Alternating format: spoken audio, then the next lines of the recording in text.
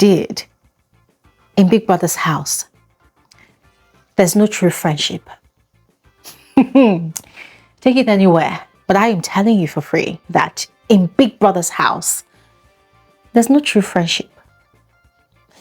The person you think you know too well to be your friend, you will be lucky if that person does not betray you for the sake of the game or for the sake of the competition. Season in, season out, we've actually seen, okay, let me not say we, I don't know about you, but I have actually seen betrayals upon betrayals from one friend to another, friendships broken, irreparable. And listening to Midday yesterday in her lengthy conversation with Kola and Bright, ladies and gentlemen, listen, I put out a tweet and I stated in that tweet that with friends like Midday, it's going to be a one leg in, one leg out type of situation. I mean, for me, but for a lot of people, it's probably going to be a complete cut off. For real.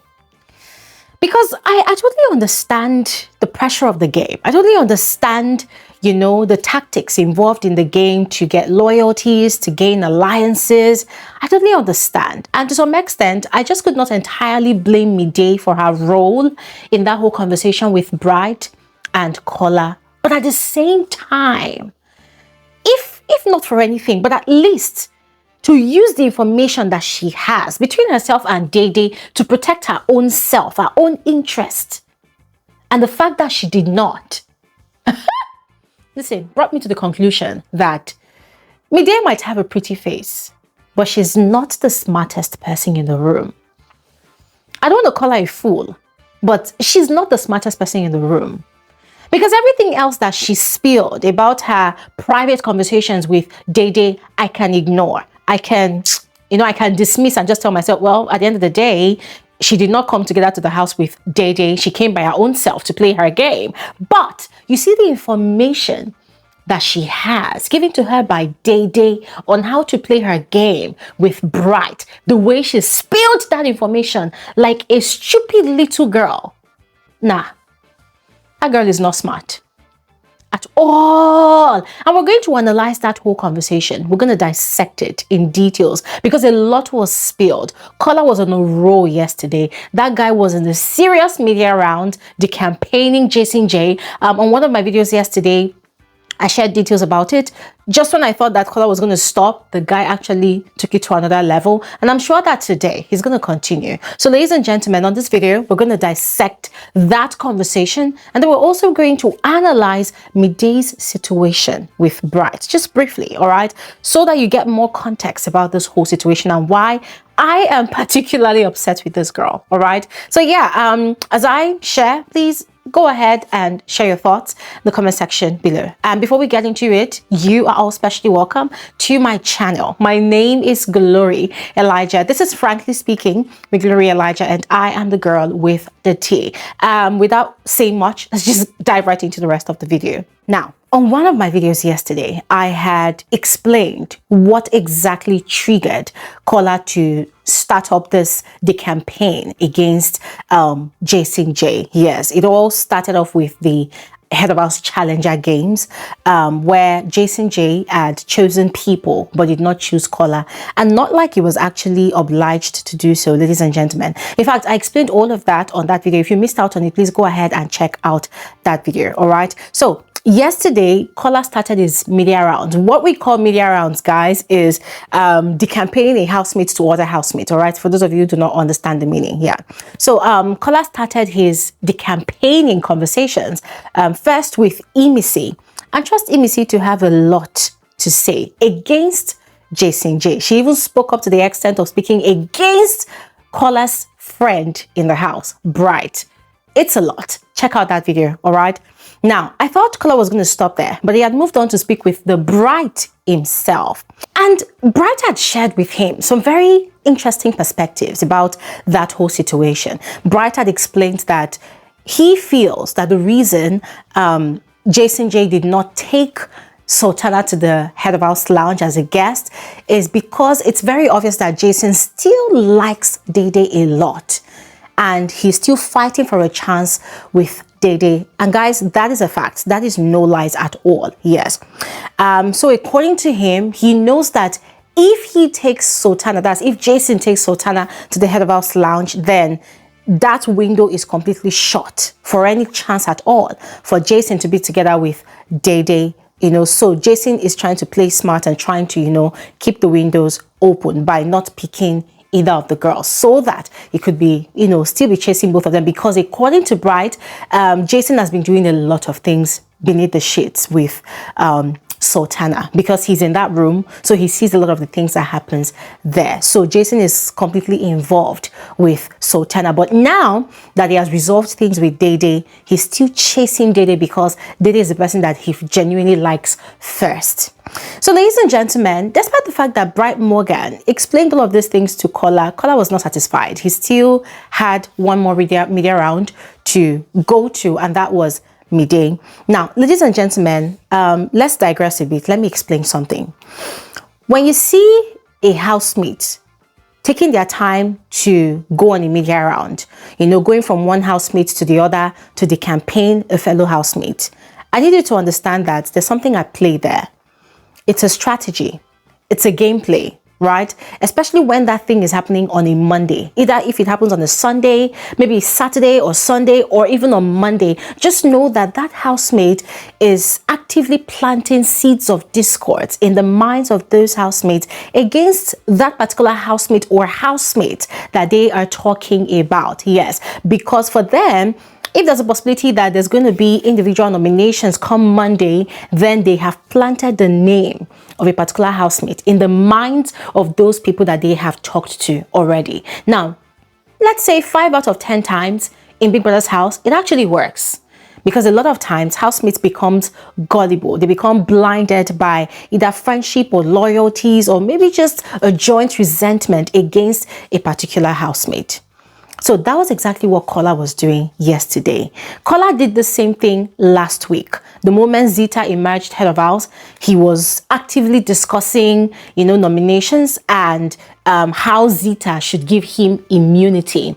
But thankfully, Big Brother caught them in the act and then nullified Zita's veto. Okay, did not nullify Zita's veto power, but had actually warned her not to choose the people that had come to lobby for immunity from her, So just when I thought that Kola was going to stop, the guy did not stop. He continued, all right? Now, a lot of us were actually irritated by the way Kola was going about it yesterday, but here's the fact again. Ladies and gentlemen, it is the game. It is the game. Half the time, housemates knows the truth about maybe certain actions that their fellow housemates take.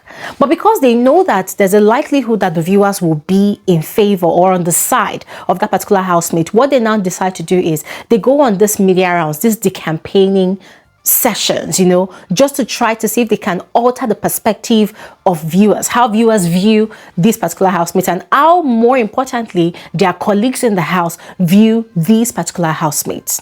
So it's part of the game. All right, Kola was not killing anybody. It's just part of the game. And if I do say so myself, I'll tell you for free that he was very smart what he was doing. He was very, very smart. However, it could swing either ways. He could either get result, or he could either, be putting himself at risk for these people that he's talking to see him as a snitch, as a betrayer, as a not so nice person. All right.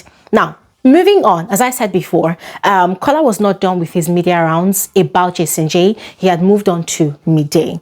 And we know for a fact that Midday was going to give Kola what he was looking for, because I've noticed that whenever Midday is in a conversation with Kola, she always sounds like a pick-me.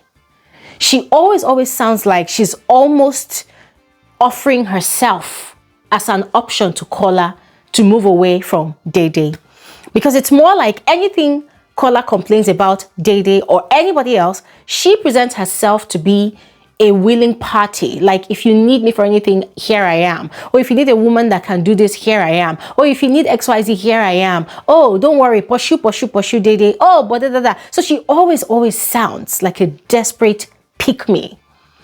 And that was also part of what happened yesterday during their conversation. Now, if there's one thing I will honestly appreciate Midday for in that conversation is the fact that she was kind of logical in the way she analyzed Jason J's reason for picking the people he picked as his challengers for the HOH challenger.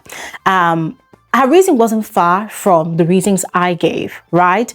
On my video that I did, I had mentioned that it was just simple. It was a clear case of, okay, in week 1, when I was head of house, I chose these people and I defeated all of them and I retained my title as head of house in the head of house challenger. So common sense says that, okay, let me try again and pick this same set of people and see if history will repeat itself, you know. And that was the explanation that Midday gave. But it was also very interesting to see that no matter what angle Midday explained it from, Kola did not want to accept. He kept on reiterating that I get you, but I don't think he likes me. I don't think he likes me. And you see, when I say that Kola is very smart, I mean it, because Kola is very good at repeating what he wants people to believe are his sentiments so that it sinks into the minds of the viewers that, oh my God, this guy is being cheated. This guy is being marginalized. This guy is being maltreated, you know. So he kept on doing that. But because I was already used to his tactics, I wasn't really falling for it. Now, he started asking about Koyin, Jason J, you know, his competitors in terms of his situationship with Dede. And once again, Midday was giving her own analysis that, oh, Koyin has more of a Gen Z vibe, blah, blah, blah, and maybe Jason does not see Koyin as a threat, but maybe he sees you as a threat in terms of, okay, your fashion sense. And then Kola was talking about, when we played a game and they asked Jason who he was going to evict from the house, he said me and Faith. And Midday was like, well, if he said Faith, it's quite understandable because Faith is like one of the most intelligent person in the house. So it's very possible for people to look at him as a threat and want to remove him, you know. And Kola was like, but I didn't do anything to him. And I'm like, dude, can you just shut up for a second? In this Big Brothers competition, you don't have to do anything wrong to anybody before they see you as a threat. All it takes is for them to watch you from afar. They watch you, they see the way you dress, they see the way you speak, they see that there's a likelihood that you could be a viewer's favorite. Automatically, you become a competition to them. If you're also very active in the arena or you are active in making a lot of friends and swaying public opinion in the house, you are already a threat and you're already a target. Everybody is a target in this house. So Kola making it look like, oh my God, I just walked into people's house to come and sing the hymns and kumbaya. It was just so annoying to watch. Because I'm like, dude, you are also playing the game. You are also playing the game.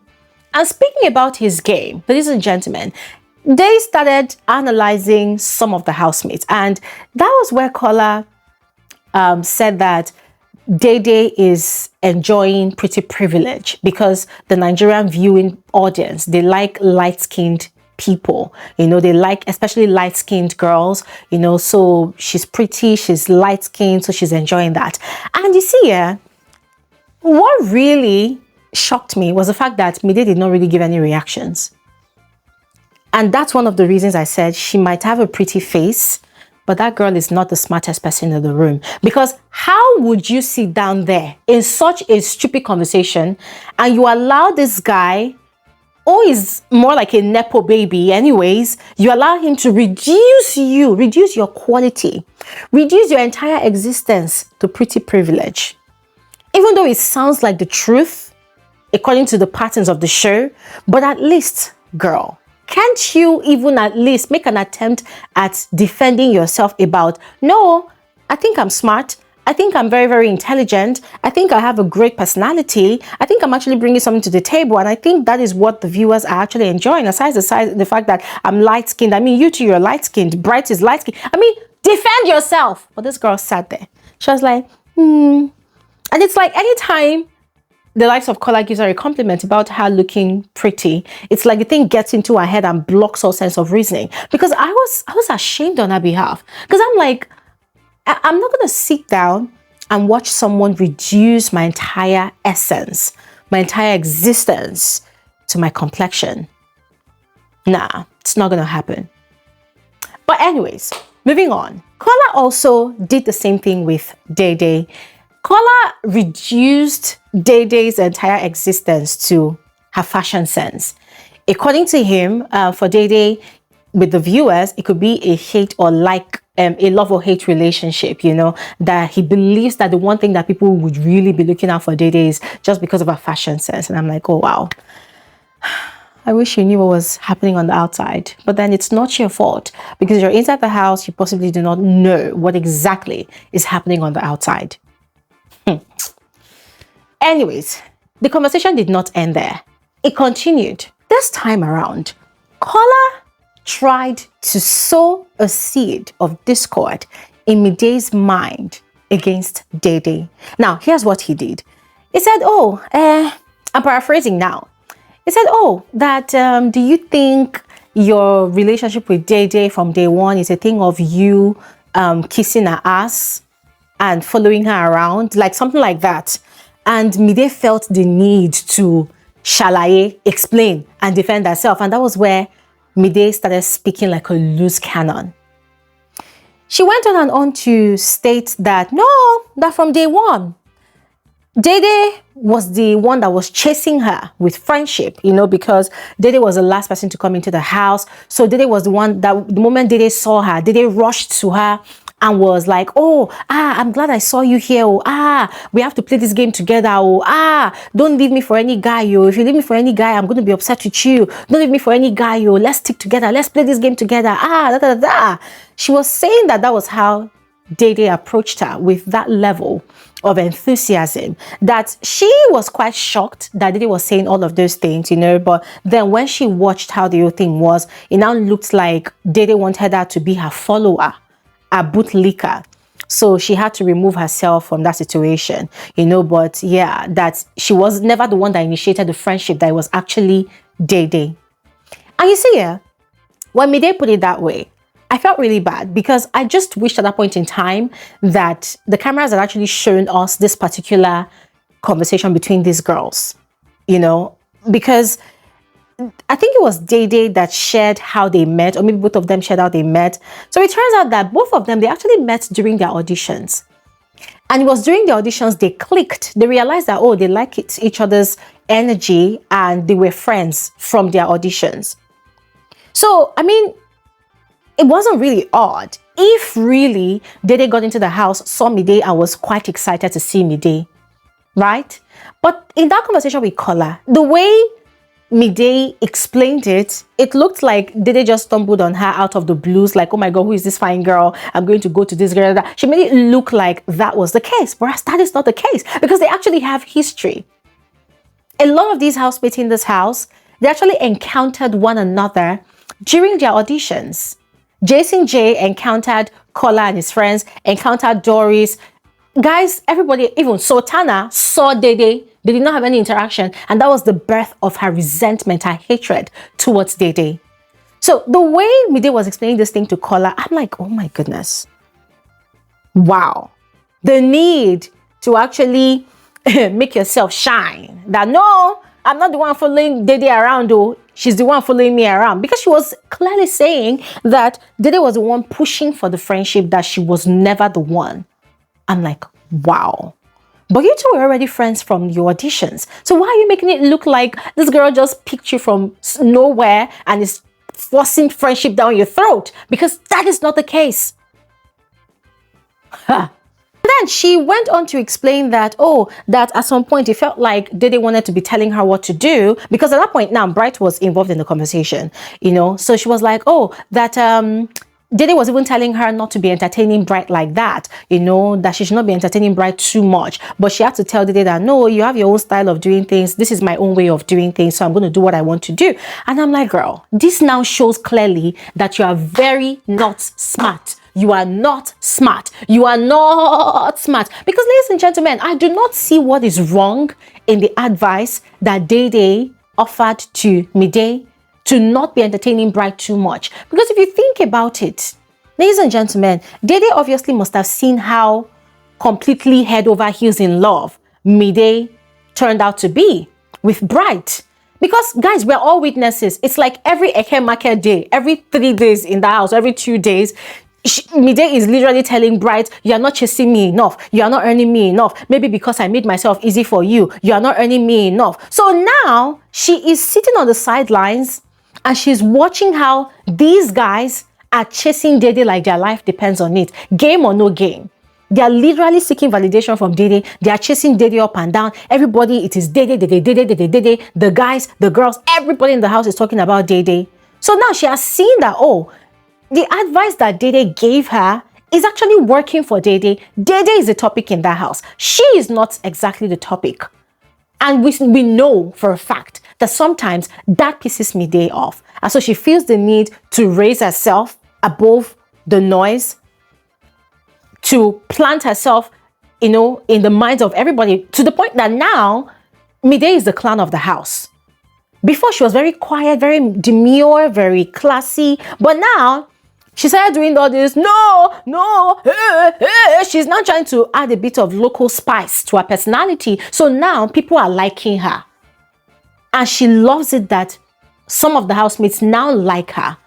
But that's good for her because now she's been able to separate herself from Dede, because before it was a joint resentment that people had towards her. People did not like her because she was associated with Dede. So now, thankfully for her, she's been able to dissociate herself from Dede, and that is a good thing for her, not a bad thing.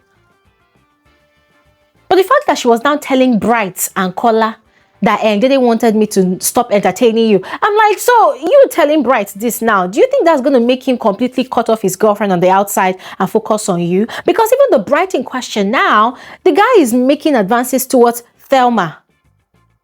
Yup. He's making advances towards Sultana as well. And Dede is there, or rather Midday is there, thinking that she's the apple of Bright's eyes. My God. And then Midday was saying that Dede from time to time used to guilt trip her that, oh, it's because you left me that I am now talking to Koyin, In other words, oh, you are now so involved with Bright. That is why I am now talking to Koyin. I said, oh, wow, okay. And then Bright was now saying that, that your friend, look at her, look at her, look at her. Because he was talking and saying, look at her, look at her, look at what she's doing from upstairs in a very condescending manner. And then he was like, oh, he doesn't like Dede, that even outside the house, he's not going to fuck with her. And inside the house, doesn't fuck with her. I say, look at you. Bright, you literally live, breathe, eat, drink Dede's name in this house.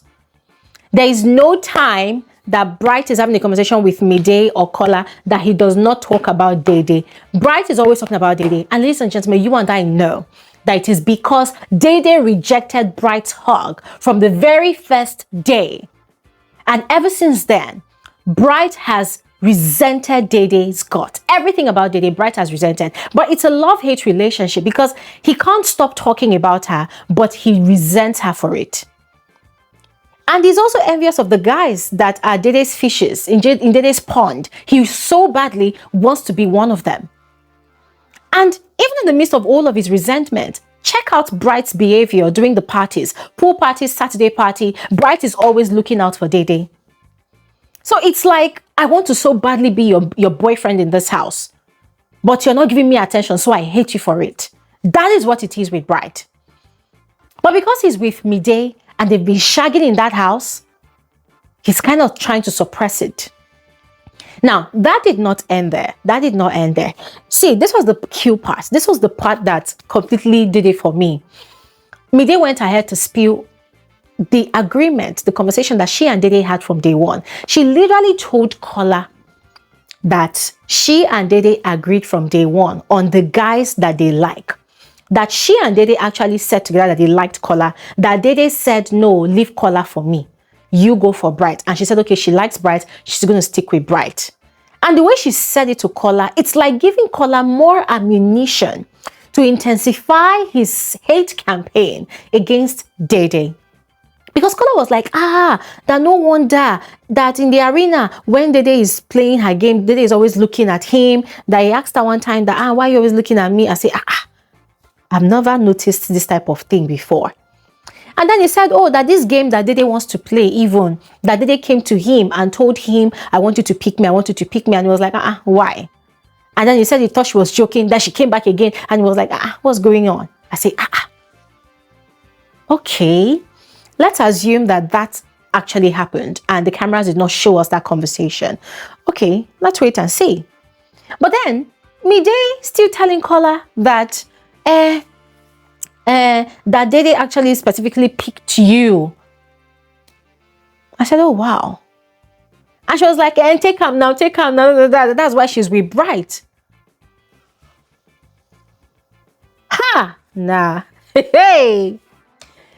Woo! Ladies and gentlemen, according to her, the reason they had that agreement is because they both know that they are fine girls and they did not want a situation where they will be liking the same guy at the same time and they'll be fighting for that same guy. So that was why they made that agreement. Ladies and gentlemen, frankly speaking, I don't know if Mide was lying or if she was saying the truth, but whatever it was, I said, this girl. You see, in that whole conversation, Midday just showed her true colors in this game. She showed her strategy in this game. And what is a strategy? She identified Dede as she's likely to be the most sought after girl in the house. And so what did she do? Aligned herself with the girl and is playing the role of the enemy within. Get all the information she wants to get from Dede and then sell that information to the people that are trying to bring down Dede. Sell that information to them. And for her, she's working from within Dede's life in that house to destroy her game. And that's exactly what she's been doing. So for her, she will do whatever it takes. She will say whatever she wants to say. Anything she and Dede discusses, I mean, right from week 1, she's been transferring all of that information to Kola and Bright. Everything. Nothing left out of it. Everything she and Dede discusses. And you know what's really painful? The fact that Dede does not do the same thing to her. Dede never talks about Midday to anybody in that house. She only has her own conversations with the people that she has her conversations with. She trusts Midday to be her friend. But the way Midday carries on about Dede, it is very obvious that there's a girl's girl type of competition that Midday has created in her head against Dede. So it's a whole lot. Dede needs to open her eyes to see the reality around her, because the person she thinks is a friend is actually the enemy within. And now my fear for Dede is that Kola now has new weapons, or rather new information that he is going to definitely weaponize against Dede in the coming days in this house. Because we know what Kola is going to do. He's going to go around spreading tall tales, spreading more lies against Dede. And the thing is, Dede would probably never know that all of these attacks are actually coming from her closest friend in the house, Midday. So ladies and gentlemen, this is where I stop talking. I am so sorry that this video is this lengthy, but everything had to be said, right? And I'm glad that I did justice to everything, all right? But yeah, I would love to hear your thoughts, the comment section below. So please go ahead and share. I'll see you guys on another video soon. Thanks for watching. Have an amazing day. Bye.